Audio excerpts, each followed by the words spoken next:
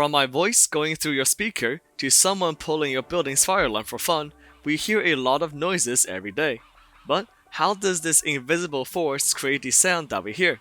In this video, we will go over how sound is made, how we can hear it, and what pitch and loudness is. Sound is a form of energy waves created by the vibration of an object. Unlike an ocean wave or X-ray, sound waves travel longitudinally, not transversely.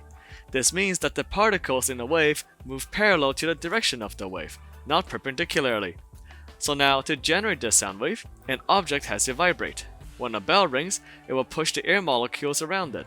As the air molecules get pushed, they will push the other air molecules next to them, starting a chain reaction of sorts. This will cause a longitudinal wave as mentioned earlier and transfer this energy of sound, and it travels very fast, at 343 meters per second. So now, how do those air molecules make sound that we can hear? Here's a very simple drawing of an ear, with an ear canal, eardrum, ossicles, cochlea, and cochlear nerve. When a sound wave reaches our ear, they travel along our ear canal and hit the eardrum. It is very sensitive to sound waves, so as soon as the waves hit the eardrum, it will cause the ossicles to vibrate. Those vibrations are then transmitted to the cochlea, containing a lot of hair cells inside. Those hair cells are the ones that convert those vibrations into electrical signals, which are then transmitted through the cochlear nerve and into our brain to understand that the sound wave that traveled through our ear was from a bell.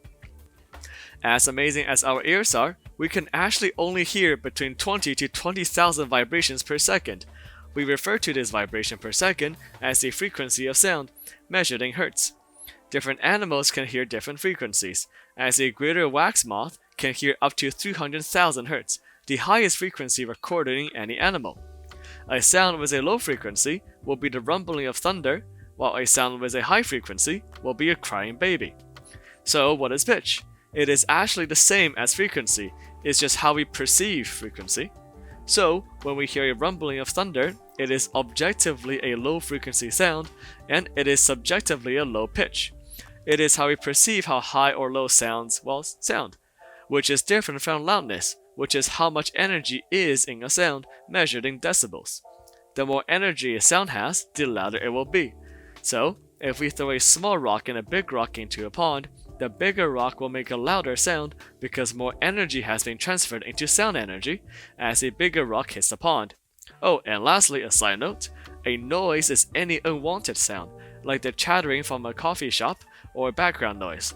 So, all noises are sounds, but not all sounds are noises. And there we have it.